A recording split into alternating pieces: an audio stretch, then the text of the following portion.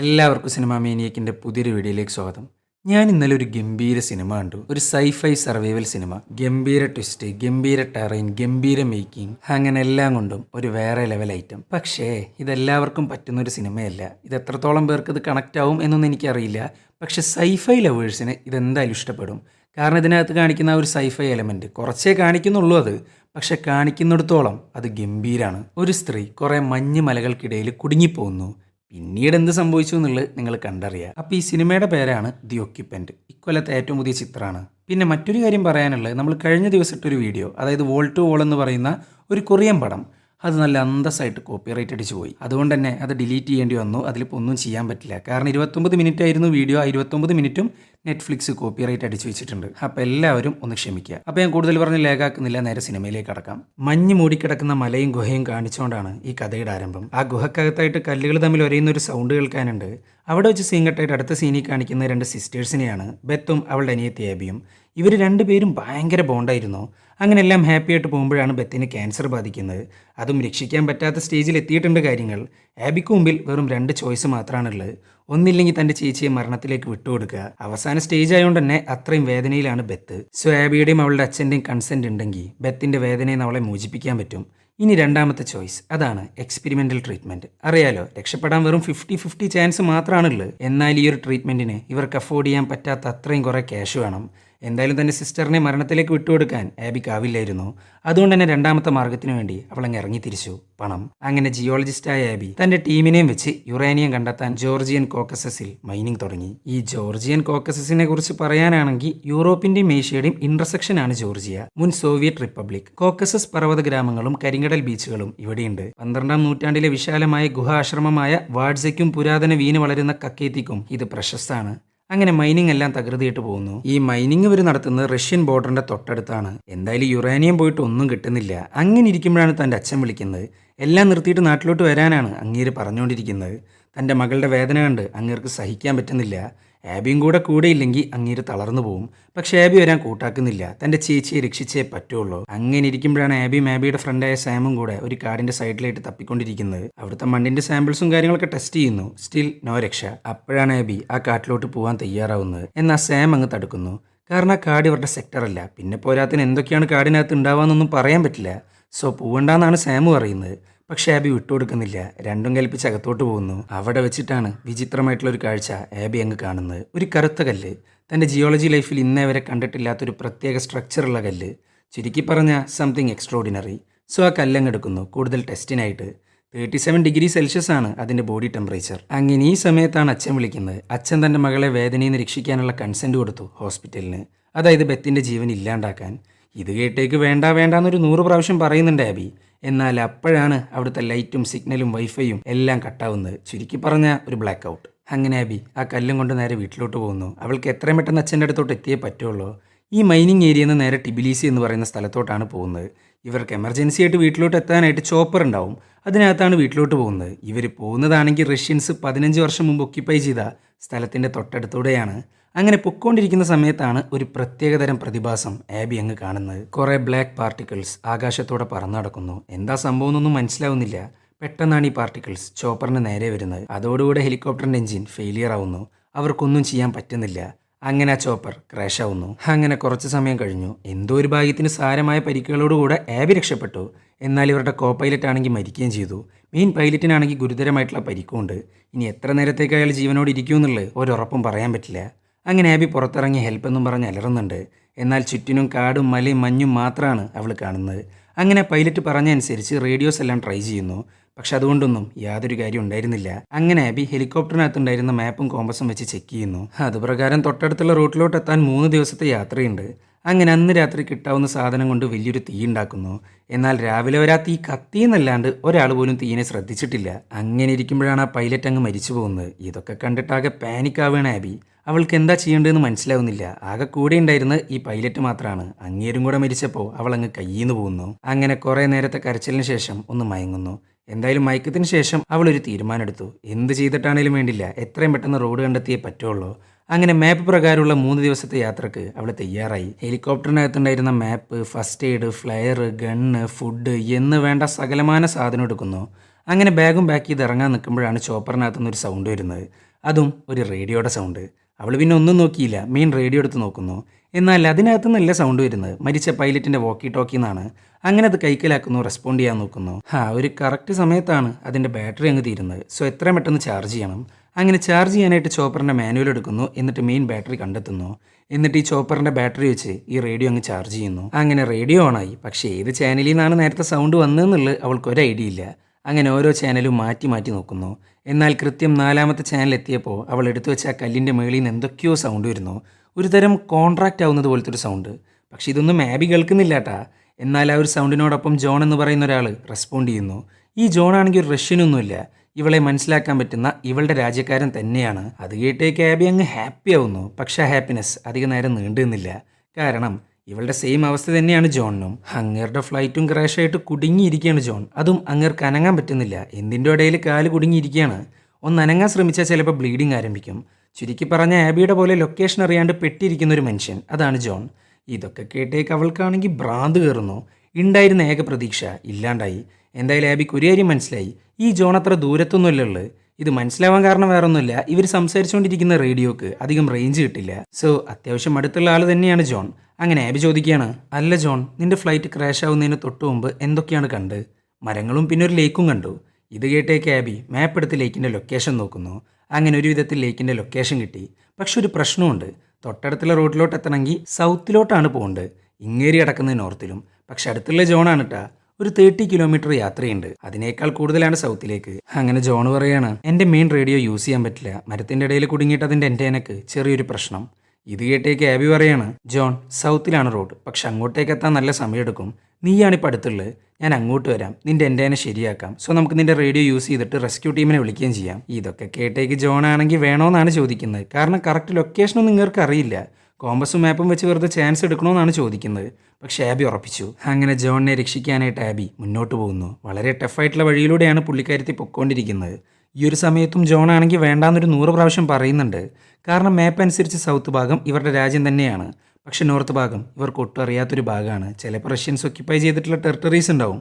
So നോർത്തിലോട്ട് പോകാമെന്ന് പറയുന്നത് ഒട്ടും സേഫ് അല്ലാത്തൊരു കാര്യമാണ്. അങ്ങനെ നടന്ന് വലിയൊരു മലയുടെ ഫ്രണ്ടിലെത്തി. ഈ മലയുടെ മേളിൽ കൂടെ വേണം അപ്പുറത്തോട്ടെത്താൻ. അങ്ങനെ കഷ്ടപ്പെട്ട് മലയുടെ മേളിൽ വലിഞ്ഞു കയറാൻ തുടങ്ങുന്നു. ഈ സമയത്താണ് ആബിയുടെ ലൈഫിനെക്കുറിച്ച് ജോൺ ചോദിക്കുന്നത്. അങ്ങനെ അവളുടെ സിസ്റ്ററിനെക്കുറിച്ചും മൈനിങ്ങിനെക്കുറിച്ചും യുറേനിയത്തെക്കുറിച്ചും അങ്ങനെയുള്ള മുഴുവൻ കാര്യങ്ങളും ആബി അങ്ങ് പറഞ്ഞു കൊടുക്കുന്നു. ആ ഒരു സമയത്താണ് തൻ്റെ സിസ്റ്റർ പറഞ്ഞ കുറച്ച് കാര്യങ്ങൾ അവളങ്ങ് ഓർക്കാൻ ആരംഭിക്കുന്നത്. ബെത്തിൻ്റെ കാര്യം പൂർണ്ണമായിട്ടും വിട്ടുകളഞ്ഞ് സ്വന്തം ലൈഫിനെക്കുറിച്ച് ആലോചിക്കാനാണ് ബെത്ത് പറഞ്ഞിരുന്നത്. പക്ഷെ തൻ്റെ സിസ്റ്ററിനെ രക്ഷിക്കണമെന്നുള്ള വാശി കാരണം ജീവിക്കാൻ പോലും ആബി മറന്നിരുന്നു. അങ്ങനെ ഇതിനെക്കുറിച്ച് ജോണിനോട് പറയുന്നു. ജോണാണേലോ അവളെ ആശ്വസിപ്പിക്കുന്നു. ചുരുക്കി പറഞ്ഞ ഈ ഒരു ചുരുങ്ങിയ സമയം കൊണ്ട് തന്നെ അവർ നന്നായി എടുത്തു. അങ്ങനെ ഇരിക്കുമ്പോഴാണ് ആബി അങ്ങ് കുടുങ്ങുന്നത്. മലയുടെ പകുതി അവൾ എങ്ങനെയൊക്കെയോ കയറി. അപ്പോഴാണ് മലയുടെ മേളിൽ കൂടെ വെള്ളം ഒഴുകുന്നത് അവൾ അങ്ങ് കാണുന്നത്. സോ നനഞ്ഞ പാറ പിടിച്ച് കയറുക എന്ന് പറയുന്നത് ഒട്ടും സേഫ് അല്ലാത്തൊരു കാര്യമാണ്. അതുകൊണ്ട് തന്നെ മലയുടെ മറ്റൊരു സൈഡിലൂടെ വേണം കയറിപ്പോവാൻ. അതായത് ഒന്ന് ചുറ്റിപ്പോവുക. അങ്ങനെ ആബി വേറെ വഴി കൂടെ പോകാൻ ആരംഭിക്കുന്നു. അപ്പോഴാണ് ആബി കാണാത്തൊരു പ്രതിഭാസം അവിടെ അരങ്ങേറുന്നത്. വെള്ളമൊഴുകുന്ന പാറയുടെ കളർ ബ്ലാക്ക് ആയിരുന്നു. അതും ഏകദേശം ഇവളുടെ കയ്യിലിരിക്കുന്ന കല്ലിൻ്റെ അതേ സ്ട്രക്ചർ. പെട്ടെന്നാണ് ഈ കറുത്ത കല്ലുകൾക്ക് കുറച്ച് മാറ്റങ്ങൾ വരാൻ ആരംഭിക്കുന്നത്. ഇതേ സമയം ആബി എങ്ങനെയൊക്കെയോ മലയുടെ മുകളിലെത്തി. അങ്ങനെ രാത്രിയായി. ആബി ആണെങ്കിൽ കുറേ സ്റ്റിക്സൊക്കെ കളക്ട് ചെയ്ത് ഒരു ഷെൽട്ടർ ഉണ്ടാക്കുന്നു. എന്നിട്ടൊരു തീയുണ്ടാക്കി കിടക്കുമ്പോഴാണ് നാശം പിടിക്കാനായിട്ട് അങ്ങ് മഴ പെയ്യുന്നത്. പക്ഷെ തൻ്റെ ഷെൽട്ടർ കാരണം വലിയ കുഴപ്പങ്ങളൊന്നുമില്ല. അങ്ങനെ ഈ സമയത്താണ് ആബി ജോണിൻ്റെ കാലിനെക്കുറിച്ച് ചോദിക്കുന്നത്. അവൻ്റെ കാലിൻ്റെ വേദന പോയി, എന്നാൽ അവൻ്റെ ബോഡിയുടെ ലോവർ പാർട്ട് അവനക്ക് ഫീൽ ചെയ്യാൻ പറ്റുന്നില്ല. ചുരുക്കി പറഞ്ഞാൽ തനിക്കിനി നടക്കാൻ പറ്റുമെന്ന് പോലും പറയാൻ പറ്റില്ല. അങ്ങനെ ഇരിക്കുമ്പോഴാണ് ആബി മറ്റൊരു കാര്യത്തെക്കുറിച്ച് ചോദിക്കുന്നത്. ജോണെ, നീ കോക്കസസിലോട്ട് വന്ന് ഒറ്റയ്ക്കാണ്, അതും ഒരു ജെറ്റിനകത്ത്. വിച്ച് മീൻസ് നീ ഒരു എയർഫോഴ്സ് പൈലറ്റാണ്, ശരിയല്ലേ? എന്തിനാ നീ ഇങ്ങോട്ട് വന്ന്? ഇവിടെ ഒറ്റയ്ക്ക് വരാറ് നിങ്ങളെപ്പോലുള്ള എയർഫോഴ്സ് പൈലറ്റുമാർ മാത്രമാണ്. ഇത് കേട്ടേക്ക് താനൊരു എയർഫോഴ്സ് പൈലറ്റാണ് എന്നവൻ സമ്മതിച്ചു. പക്ഷെ എന്തിനാണ് താൻ ഇങ്ങോട്ട് വന്നതെന്നുള്ളത് അവൻ പറഞ്ഞു കൊടുക്കുന്നില്ല. കാരണം വേറെ ഒന്നുമില്ല, ഗവൺമെൻറ്റിൻ്റെ സീക്രട്ട് മിഷൻസിനെ കുറിച്ച് പുറത്തു പറയാൻ പാടില്ലല്ലോ. അങ്ങനെ അവരുടെ സംസാരമൊക്കെ കഴിഞ്ഞതിന് ശേഷം ആബി അവളുടെ കയ്യിലെ കല്ലെടുത്ത് നോക്കുന്നു. അപ്പോഴാണ് ഞെട്ടിക്കുന്നൊരു കാഴ്ച അവൾ അങ്ങ് കാണുന്നത്. തൻ്റെ ബെയർ ഹാൻഡ്സ് കൊണ്ട് തൊടുമ്പോൾ ആ കല്ലിന് എന്തൊക്കെയോ മാറ്റങ്ങൾ, ഒരു തരം ലിക്വിഡ് ആവുന്നത് പോലെ. ഇതെല്ലാം കണ്ട് ഞെട്ടിയിരിക്കുകയാണ് ആബി. അങ്ങനെ പിറ്റേ ദിവസമായി യാത്ര ആരംഭിച്ചു. എന്നാൽ മഞ്ഞ് മൂടിക്കിടക്കുന്ന സ്ഥലത്തൂടെയാണ് അവളിപ്പോൾ പൊക്കോണ്ടിരിക്കുന്നത്. ഇത്രയും നേരം കണ്ട ടെറൈനല്ല ഇനി അങ്ങോട്ട് കാണാൻ പോകുന്നത്. അങ്ങനെ ഒരു വിധത്തിൽ കഷ്ടപ്പെട്ട മഞ്ഞിലൂടെ പൊക്കോണ്ടിരിക്കുമ്പോഴാണ് ജോൺ വളവളാന്ന് സംസാരിച്ചുകൊണ്ടിരിക്കുന്നത്. ഓൾറെഡി മഞ്ഞ് കാരണം ഭ്രാന്തായിട്ടാണ് പുള്ളിക്കാരത്തി നടക്കുന്നത്. സോ മിണ്ടാണ്ടിരിക്കാനാണ് ജോണിനോട് പറയുന്നത്. പക്ഷെ ജോൺ അവൾക്ക് കമ്പനി കൊടുത്തോണ്ടേയിരുന്നു. അങ്ങനെ നടന്ന് വലിയൊരു മലയുടെ ഫ്രണ്ടിലെത്തി.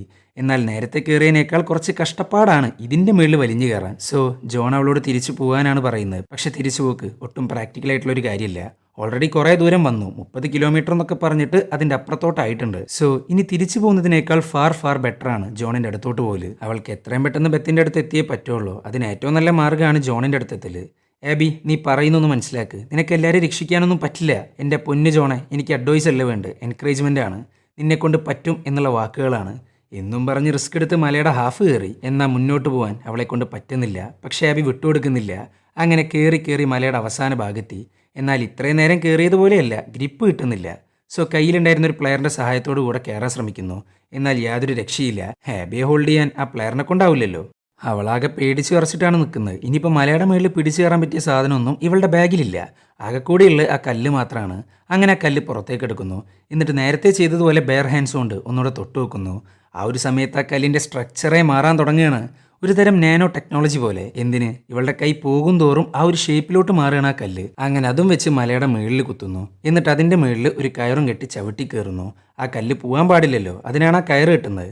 അങ്ങനെ ആ കല്ലിൻ്റെ സഹായത്തോടു കൂടെ അവൾ മുകളിലെത്തി. അപ്പോഴാണ് കുറേ കല്ലുകൾ ഒരയുന്ന സൗണ്ട് അവൾ കേൾക്കാൻ ആരംഭിക്കുന്നത്. അത് മാത്രമല്ല, ഹെലികോപ്റ്ററിൽ നിന്ന് കണ്ട അതേ ബ്ലാക്ക് പാർട്ടിക്കിൾസ് അവൾ പിന്നെയും കാണുന്നു. അത് കണ്ടിട്ട് അവളാണെങ്കിൽ ഞെട്ടിത്തെരിച്ച് നിൽക്കുകയാണ്. പെട്ടെന്നാണ് ആ പാർട്ടിക്കിൾസ് അങ്ങ് മാഞ്ഞു പോകുന്നത്. ഇവൾ വേഗം തന്നെ ചുറ്റും നിരീക്ഷിക്കാൻ തുടങ്ങുന്നു. ആ സമയത്ത് അവൾ കാണുന്നത് ഒരു ആർമി ബേസ് പോലത്തെ ഒരു സ്ഥലമാണ്. ചുരുക്കി പറഞ്ഞ റഷ്യൻസ് ഒക്യുപ്പൈ ചെയ്തിട്ടുള്ള ടെറിട്ടറിയിലാണ് ആബി കാലുകുത്തിയിരിക്കുന്നത്. പക്ഷെ അതിനെക്കുറിച്ചൊന്നും ആബിക്ക് അറിയില്ല കേട്ടാ. അങ്ങനെ ആബി ചെറിയൊരു സ്മോക്ക് ഉണ്ടാക്കി കുറേ കല്ലുകൾ ചേർത്ത് വെച്ച് അവൾ പോകുന്ന വഴി മാർക്ക് ചെയ്യുന്നു.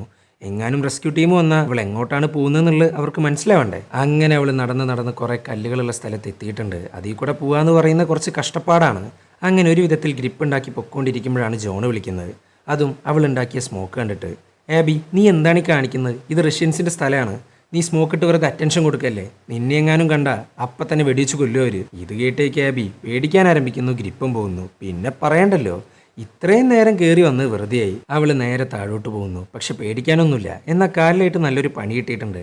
അങ്ങനെ ഇരിക്കുമ്പോഴാണ് ഒരു റേഡിയോയുടെ സൗണ്ട് കേൾക്കുന്നത്. കുറച്ച് ദൂരെയായിട്ട് വെള്ള യൂണിഫോം ഇട്ട് ആരോ വരുന്നു. റഷ്യൻസ് ആവാനാണ് സാധ്യത. ഇവൾ അപ്പം തന്നെ കാലും വെച്ച് അങ്ങ് ഓടാൻ ആരംഭിക്കുന്നുണ്ട്. ഇവൾക്ക് എങ്ങനെയും ഒളിച്ചേ പറ്റുള്ളൂ. അങ്ങനെ ഈ സമയത്താണ് ഒരു വില്ലേജ് കാണുന്നത്. പക്ഷെ അവിടെയാണെങ്കിൽ ഒരു മനുഷ്യക്കുഞ്ഞ് പോലും ഇല്ല. സോ റഷ്യൻസ് പോകുന്നത് വരെ അതിനകത്തുള്ള ഏതെങ്കിലും വീട്ടിൽ ഒളിക്കാനാണ് ആബിയുടെ പ്ലാൻ. എന്നാൽ ആ വീടുകളാണെങ്കിൽ പൊടി പിടിച്ച് നാറിയിട്ടാണ് ഇരിക്കുന്നത്. അവിടെ താമസം ഉണ്ടായിട്ട് കാലം കുറേയായി. അങ്ങനെ ആ വീടിനകത്ത് നിന്ന് എന്തെങ്കിലും കിട്ടുമോ നോക്കുന്നു. അപ്പോഴാണ് ഏതോ കാലത്തെ ഫുഡ് കിട്ടുന്നത്. ഇവൾക്കാണെങ്കിൽ വിശന്നിട്ട് വയ്യ.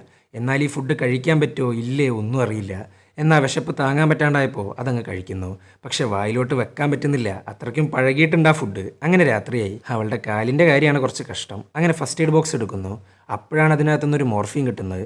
സോ വേദനയില്ലാണ്ട് ഉറങ്ങാൻ വേണ്ടി അതങ്ങ് യൂസ് ചെയ്യുന്നു.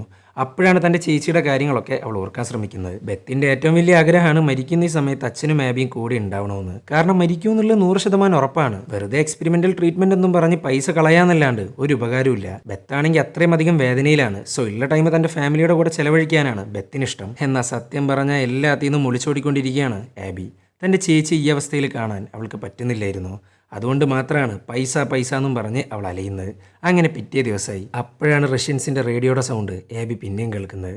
ഇവൾ നോക്കുമുണ്ട് ഒരു റഷ്യൻ ആർമിക്കാരൻ. അവൾ അപ്പം തന്നെ ഒളിച്ചിരിക്കുന്നു. എന്നാൽ യാതൊരു കാര്യം ഉണ്ടായിരുന്നില്ല. അങ്ങേര് ഗണ്ണും കൊണ്ടാണ് വരുന്നത്.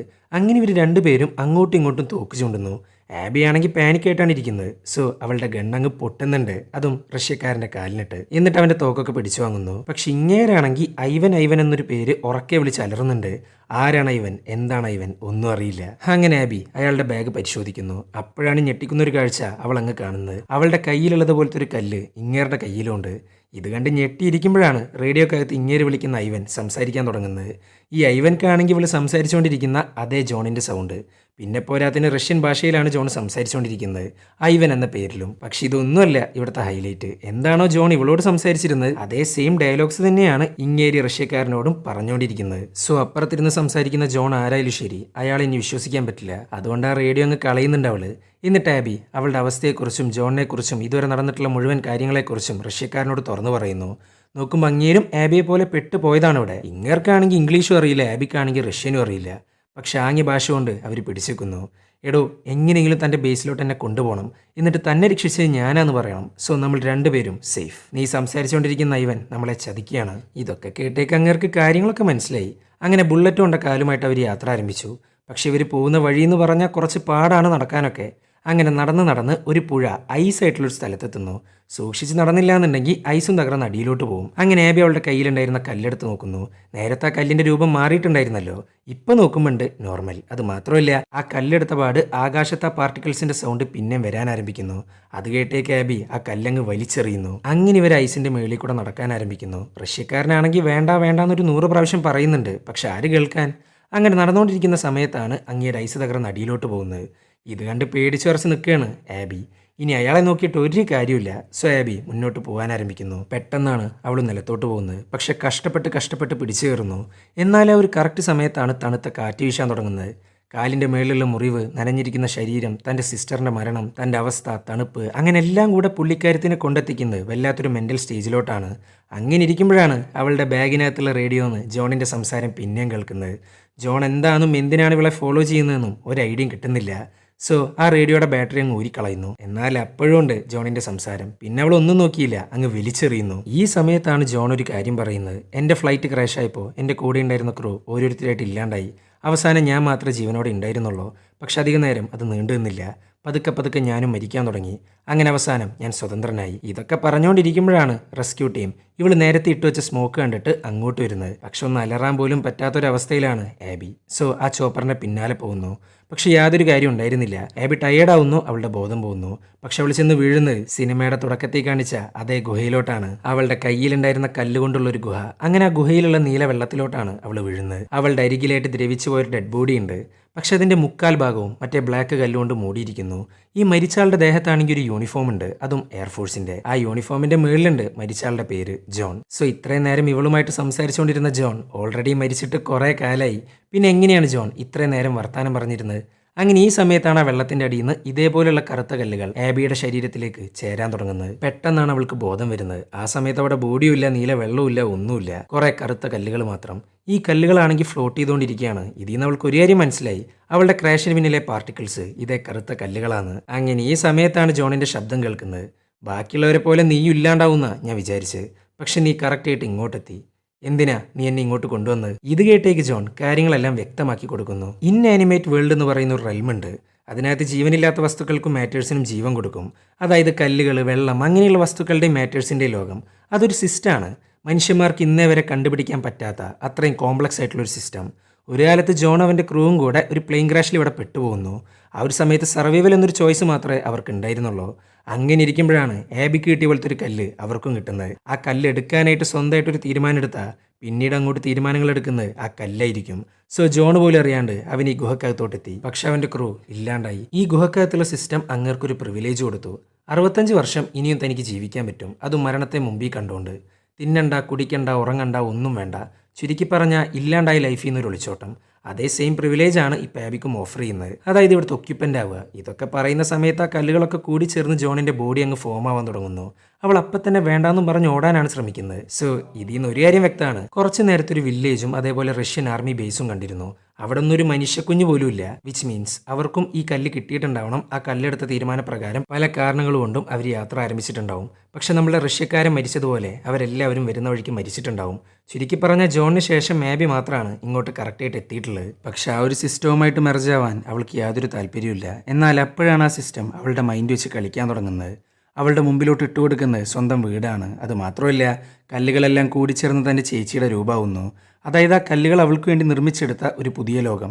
സ്വന്തം മൈൻഡിലോട്ട് തിരിച്ചു വന്നില്ലെങ്കിൽ റിയൽ അല്ലാത്ത ഈ ലൈഫും കൊണ്ട് 65 വർഷം ജീവിച്ചേ പറ്റുള്ളൂ. അങ്ങനെ ആബിയുടെ മൈൻഡ് മാനിപ്പുലേറ്റ് ചെയ്തുകൊണ്ടിരിക്കുമ്പോഴാണ് അവളൊരു കാര്യം കണ്ടെത്തുന്നത്.